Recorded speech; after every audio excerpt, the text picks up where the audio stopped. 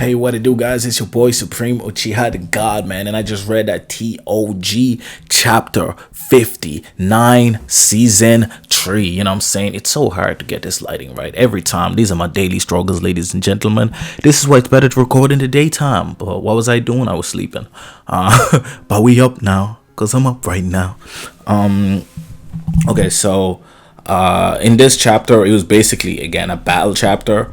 We had Calavan facing Karaka and Bam on a 2v1 battle royale.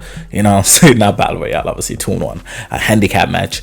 And it was interesting, you know what I'm saying? We got to learn a bit about Karaka and his relationship with his master. But to be honest, it kind of feels all of a sudden for both of them. Because you remember I don't know if it was 100 chapters ago, not too long ago, Karaka was going behind his master. He was saying that his master isn't really with the shits. He was essentially thinking of betraying him at some point, like, or at least it was implied. Like, it didn't look like there was all that close, you know what I'm saying? Karaka always felt like he had his own goals, his own agenda, and he was trying to go and usurp his master and do things behind his back, and just not what we're seeing now. Bam as well. Bam hated his master, right? His master forced him to train and kept him away from his friends and kidnapped him, right? Is this like Stockholm syndrome? Like, why does he care all of a sudden about his master? You know what I'm saying? They turned him into a god and forced him to believe whatever they wanted him to believe, like shit that he didn't care about before. All he cared about was Rachel, then just hanging with his friends, and now he's a deity. You know what I'm saying? Like, it's kind of interesting how, at least to me, it kind of felt a bit sudden when I reading Azra. I read it, you know what I'm saying, and I didn't wait week for week for most of the chapters because I was just catching up to everything in a short span of time. So I suppose I could notice flaws a bit more. But yeah, that's one thing I saw that I was like, I don't know. But I thought I'd let you guys know that that's my feeling on that part. I think that, like, they both kind of too suddenly care about their masters so goddamn much. Like, I get it, he's the master and all that shit, but like, it didn't feel like they cared about him that much before or prior to that, you know what I mean? But that's the thing I found. But then in this chapter, we find out that Karaka was given this armor by his master, although didn't he get this armor to hide his emotions from his master, because he always like showed distaste, and he didn't distaste, and he didn't want his master to see if he thought about betraying him, etc., etc. At least that was the explanation that I remember reading. I could be wrong, but if I'm not mistaken, that's how that shit went down. But anyway, supposedly he was gifted that armor because he always wore an armor every time. Arthur, you promised us to see Karaka's face. We know he's going to look like Jahad. We already know he's going to look like Wangnan, you know what I'm saying? And we know that he became a folk slayer at a very young age, and it's been recently. So maybe he became a slayer at around the same age as Bam is now, or a bit younger, or is he a bit older? It's hard to tell. But I have a feeling he's the same age as Wangnan, and it might be twins. I don't know. This is just my guesstimation here, you know what I'm saying? This is kind of erases questions about like Wangnan and the relationship. Are they brothers? How come they both have Jahad's ring? You know what I'm saying? So that's something that's interesting, because all those rings and all those 13 months, they actually create the key to go beyond the 135th floor, 134th floor, whatever it is Jahad's at, even though people that are high rankers are allowed to go above, but the administrator there is just a douche, so he just don't let that shit happen, you know what I mean? So that's the interesting thing about it. Like, there's so many questions that this Tower of God imposes on us, and I feel like some of the questions are a bit more important than others and should probably be dealt with quicker. As much as I love Wangnan and I love, you know what I'm saying, I want to know more about Karaka and stuff like that, I think there's definitely more impending questions that need to be answered about the tower. You know what I'm saying, including why Mazino hasn't just fought Jahad. I know he's met Jahad, but why didn't he fight him? You know what I'm saying? If he considers himself the number one in the tower, why didn't he just defeat him? Now I know he runs his own faction, which is more free. Yuri is in that faction, right? This is an anti-jihad faction, but it's different. Instead of fog where you're forced to be a deity and shit like that, in this they have a goal, but you can kind of go about it at your own leisurely pace. Which seems very Mazzino, you know what I'm saying? But yeah, it's just something interesting. The chapter was interesting. The fight was exactly as you'd expect it to go. You know, Karaka attacks Calivan. Boom, boom, boom. He's going bum rushing him. He's going crazy. You know, Calivan brushes it off. Karaka hits him with two powerful hits. Calivan is like, that shit too weak. You know what I'm saying? You're good, but you're too weak.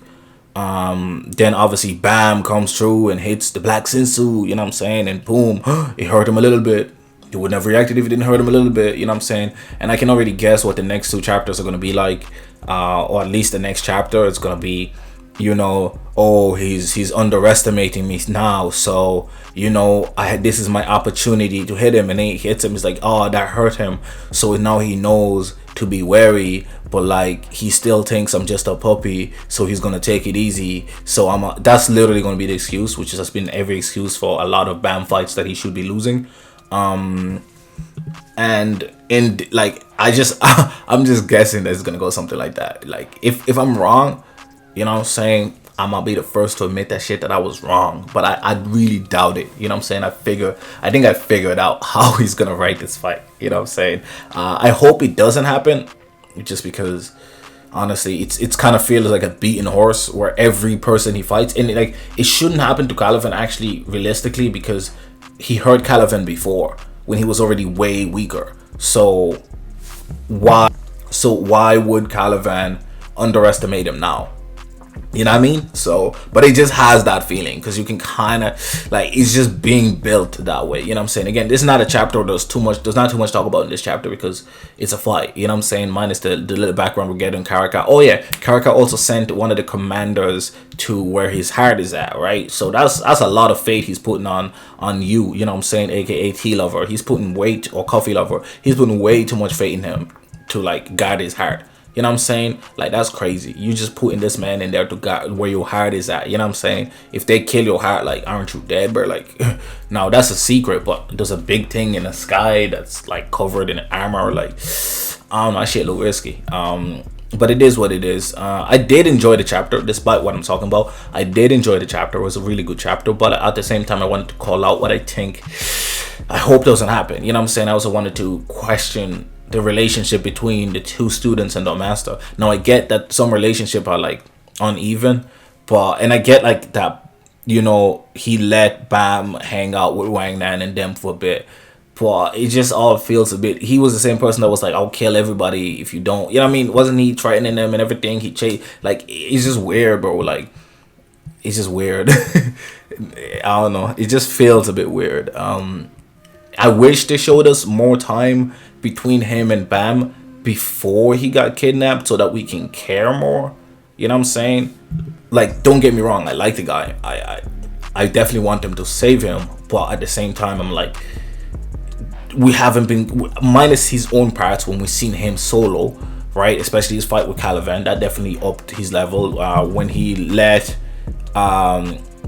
When he destroyed like a fleet and shit, and he was doing all this cool shit, and the fact that he beat Calivan before, all that shit was cool and awesome and shit. But that's what made us, well, at least me, like him. But it wasn't anything to do with Bam. You know what I'm saying? Like, I don't know, I just feel like they should have fleshed him out a little bit better and a little bit more before they kidnapped him, so it can hit, like, it can really impact. It's like when Sasuke got kidnapped and Naruto goes on a crazy thing for like the whole fucking series, because they built up a relationship. You know what I'm saying? They didn't always get along, right? Which is kind of similar to this. They didn't always get along, but there was definitely some kind of bond, and it was really, really clear, and it was really, really powerful, and it was apparent. You know what I'm saying? But I feel like this didn't go to that level. It didn't even nearly reach that level. It feels unjustified that he's willing to let all these people die for his master. You know what I'm saying?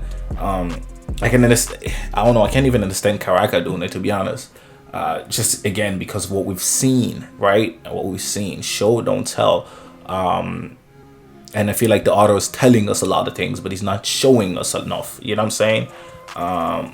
And again, look, I hold stuff I love in the highest standards. So I'm gonna criticize it and slightly overanalyze it, maybe. You know what I'm saying? I might be being unfair here. So let me know. Comment down below if you think I'm being too unfair or too whatever. Look, I'm 400 whatever chapters into this bitch, like, so there's no way I'm stopping at this stage. But at the same time, I really want the author to fix a few slight weaknesses in his writing. You know what I'm saying? He creates amazing characters, but a lot of them need way more fleshing out.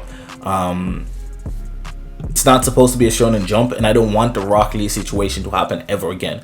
Rock Lee and Neji was the most disappointing thing about Naruto for me. You know what I'm saying? That was awful. That was terrible. Kishimoto has his own goddamn dilemmas and his own demons. You know what I'm saying? Those two are like my biggest peeves, bro. Like, I hate that shit. You know what I'm saying? What he did to those two amazing characters, I just don't want this guy to do with Wangnan, Karaka.